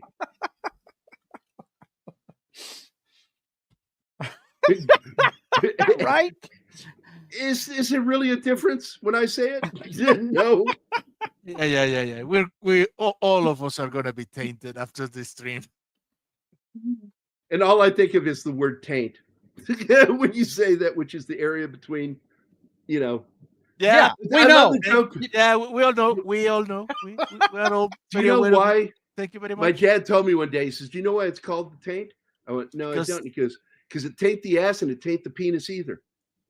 And I just looked at my dad and I'm like, I think there's a name for that kind of joke, Dad. I can't figure out what it is, Dad. Is this microphone joke big enough? Told by a dad. Is it big enough to hide behind? I'm just not sure. Oh, nobody wants a scar on their back door. Oh no. Not a backdoor reference. No. Uh-oh. Well, here it comes. This may be the latest in the show we've had one. Here it comes, and then everybody says, "Ew, he came." And you were in deep, absolutely the deepest... Shit, Ma. I don't like that language, but that's exactly what you're going to be in. And you, Jada, use the back door from now on, okay? That's racist. Bye, Sonori. Bye, Snort. See you later, buddy. Hey, man. Thanks for hanging out. Hey, that Wolfen is heading home. Should we stand the show till he gets there so he can join us? Yeah, man. If you can get here in time, yeah, that'll be great. By the way, this is a point right here where in their own fucking writing, they should have had her be a twin. And that she met her other twin down there. They got separated at Boyth. Because it's always been a twin. And it's fucking weird they changed that. Mothra. She's a weremoth because she's all furry too. Yeah. Hey, Carol Burnett again.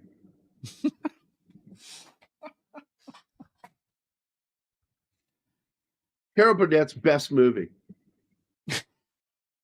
Well, her other best movie is The Four Seasons with Alan Alda. Good movie. Yeah.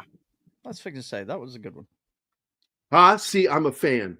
So I fucking can make jokes about Carol Burnett because I actually right. love her movies. I like her. I've been a fan of hers since I was a little kid. 4 Seasons was a good show. That was good stuff.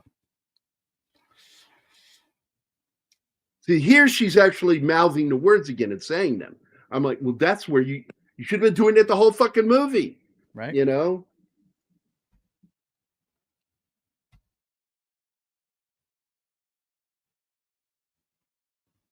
Bradley Cooper. Look, he's got the sunglasses now. That's Bradley Cooper. That's not. Yeah. Dave Stevens, the discount Bradley Cooper. That's it. Right? Timu Bradley Cooper. That's just mean. It's Josh Lucas I've always referred to as the discount Matthew McConaughey. There you go.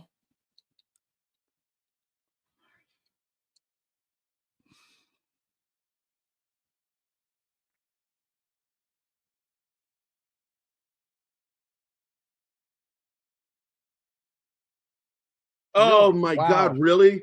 That's so fucking cool. My favorite thing about that show was how she would do the opening, cold opening with the audience and just talk to the audience. And you knew it was longer than what they show you on TV because you're getting the truncated version of it.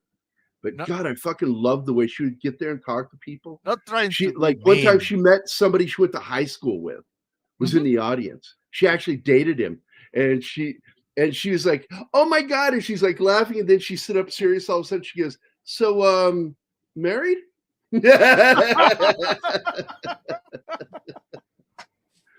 That must have been so cool for your uncle, because I mean he saw television history up close and personal, live. Wow, that's awesome. That was sadly the end of the variety show when it was good. She was the last good variety show. I think Sonny and Cher tried to do one. Sonny and Cher did it, and Yeah. don't get me wrong, I did enjoy their show, but nothing like Carol Burnett. Nothing like And, the talent she Donnie had and on Marie- that show. Oh. Donnie and Marie did it, and it just didn't work. A lot of people tried having a variety show. A lot of comedians. Well, it's come back now. America's Don Got Rickles. Talent and stuff like that. So, you know, Well, that's it's a competition now. It's a competition now. It's like Yeah. it's not the same thing. Variety shows were their own kind of animal, and a lot of people don't know one of the most famous TV shows of all time, with Ralph Cramden and his wife Alice, The Honeymooners, was actually a skit within a variety show. Wow. And it ended up getting its own show. Same thing with Mama's Place, because Carol Burnett, Mama's Place was from Carol Burnett. Yeah. They did a skit, and it Vicki got Lawrence, so popular. isn't that the girl they Vicki hired? Lawrence And they hired her played really because she looked like It Carol. looked like Carol Burnett if Carol Burnett were prettier. Right. Because Vicki Lawrence was really beautiful. Yeah, she is. And I don't get me wrong, I love Carol Burnett. I always thought she was pretty, but she wasn't beautiful. Vicki Lawrence was the pretty or beautiful version of Carol Burnett. Yep. But it turned out she had a great voice too, though. I mean, oof. She could sing. She did a version of The Night the Lights Went Out in Georgia. Was a really good one. She did. She released the single. It's like Mad Max 3 Thunderdome, with the lost little individuals being desperate to return to modern civilization. Yeah. That is just so cool, dude. I'm serious. Yeah. That's a memory, man, that only you can have. And man, that's fucking great. I'm sorry, now I'm derailed. All I can think about Carol Burnett, man. You hear something like that, you want D-Bud on the show right now to talk about it. Yeah, so we talk about Carol Burnett and what it was like watching that show. Because one thing that came from that show is all the bloopers from the show, which weren't always bloopers. They actually aired because Tim Conway was constantly trying to find new ways to break the cast. Yes. It wasn't just Harvey Korman. He broke Carol Burnett, Lyle. What's his last name? Lyle. Yeah, the face, right? The good-looking guy. Hang on, I'll look it up real quick. His first name was Lyle, though. I think you got that right. Yeah, he was Lyle Wagner. Lyle Wagner, that's it. Yep. It just popped into my head because I remember him also from Wonder Woman. Yeah, he was Steve Trevor. Yeah. Yep. And love that show. I love that guy. He was oddly funny, and because you don't expect somebody that nice looking, handsome. I mean, ruggedly handsome to be funny, and he's fucking hilarious. Oh, he deadpan humor, freaking great, man. He Awesome. could win an Emmy though because he wasn't in the union, but he could never. Okay, but his son followed in his footsteps, won several daytime Emmys for lighting. That's fucking cool.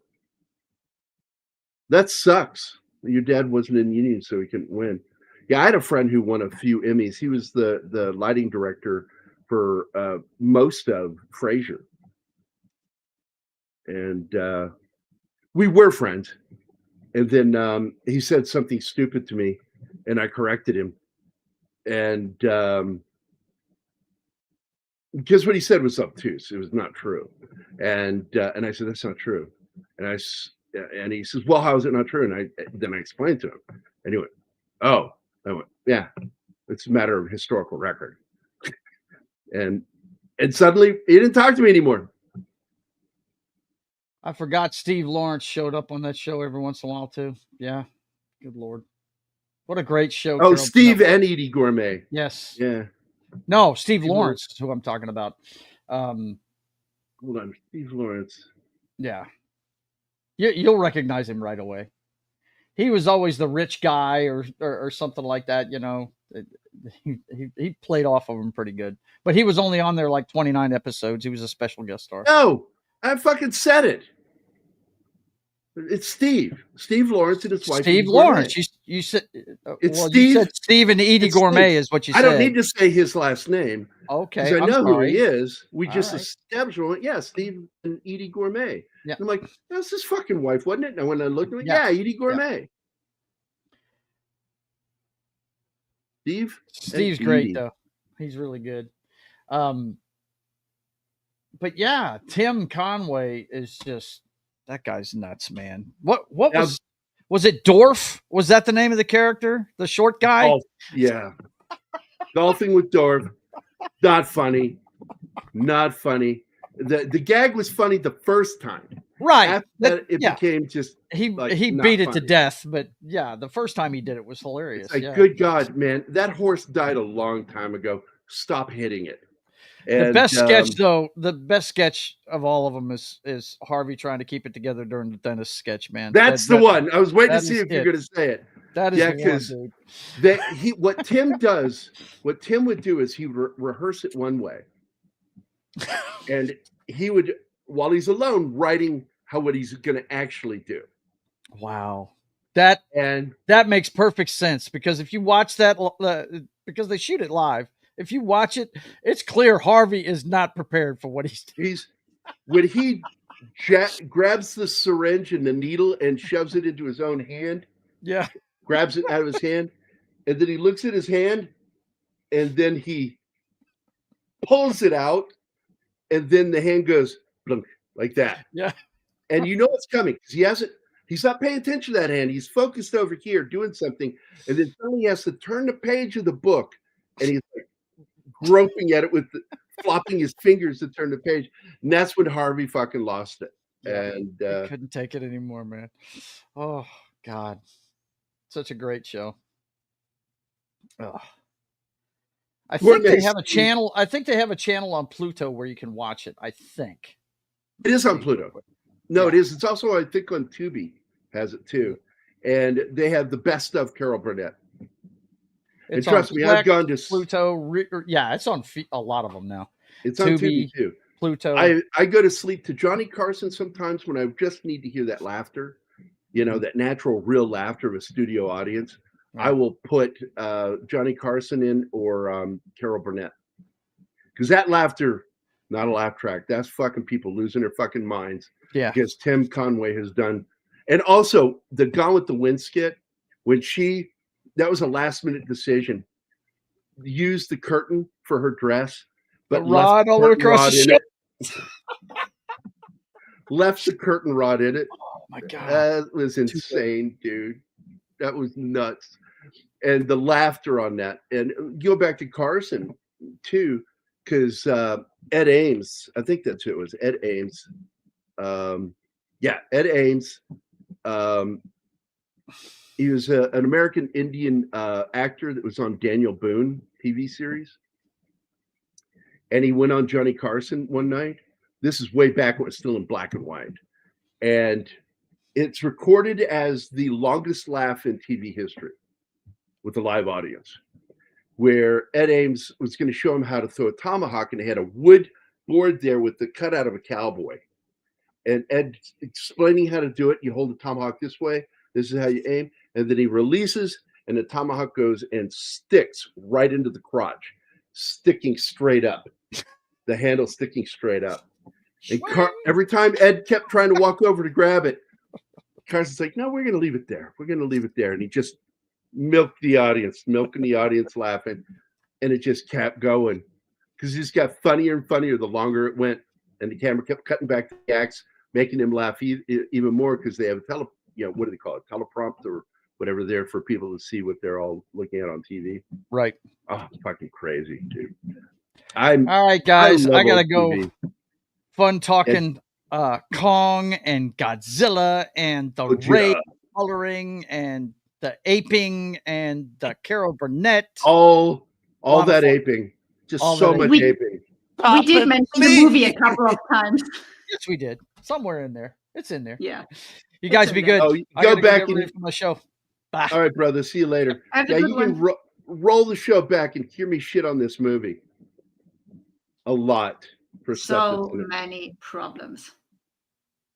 It was still entertaining to watch, but yeah, I still enjoy the film, but man, this movie was problematic, and I hope they fix those fucking problems. I hated the pilot. That the one that gets eaten. Well, they wasted him. They wasted him. It's stupid. He's got a stupid character because he was clearly not military. He was wannabe. He wants to be a hard guy. He never served a day in his life. I'm in command of this situation. Yeah. Gulp. He gets eaten. It's like, oh well. Not an interesting character. It could have. Hey, Helen Place. Late again, waiting for Rap Knuckles. No, sorry, buddy. Today is just going to be a lot of aping. Everybody gets aped. Let's get out of here. I was giving John a chance just to pop in, but he's not going to make it. Because I'm nice, despite what everybody thinks. Yeah, right. Told you. So, anyway, I guess we can get out of here. So, I want to say thanks to Gambit, Snorty, Andy Morrow, Connie Cleary, Regis, More Coffee Needed, BRB. That's a new person. I don't recognize that name. Read by Nature, Tetrarch of Apathy, D. Bud Martin, Sanderhammer, Slag, and Halen Plays. Thanks for being here, guys. Deeply appreciate it, man. And D. Bud, always glad to see you when you get a chance to pop in. It's good to see you, man. So we're going to get out of here. And with that, we'll see you later. Bye. Bye.